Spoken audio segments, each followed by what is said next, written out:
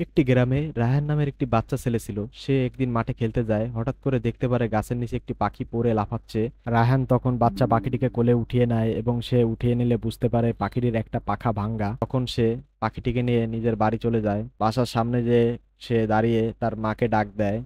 তারপর সে আস্তে করে ঘরে ঢুকে যায়। তারপর সে ঘরে ঢুকে তার মাকে আবারও ডাক দিয়ে বলে, মা মা, আমি একটা পাখি পেয়েছি। তখন তার মা সেই পাখিটিকে দেখতে চায়, তখন সে পকেট থেকে পাখিটি বের করে তার মাকে দেখায় এবং সে বসে পড়ে পাখিটিকে কোলে করে নিয়ে। তখন তার মা বলতে থাকে, তুমি পাখিটির যত্ন নিও, না হলে পাখিটি বাঁচবে না। তখন তার মায়ের কথা মতো রায়হান তখন পাখিটির যত্ন নিতে থাকে এবং রাত দিন 24 ঘন্টা রায়হান পাখিটির যত্ন নেয়। এভাবেই কেটে যায় কিছুদিন। আস্তে আস্তে পাখিটিও সুস্থ হতে থাকে এবং রায়হান একদিন দেখতে পেল পাখিটি তার কোল থেকে উড়ে ঘরে উড়ে বেড়াচ্ছে। তখন রায়ান সেটা দেখে আনন্দের সাথে সাথে কিছুটা কষ্ট পায়। সে বুঝতে পারে আস্তে আস্তে পাখিটি তাকে ছেড়ে চলে যাবে। তখন রায়হান টেবিলে বসে ভাবতে থাকে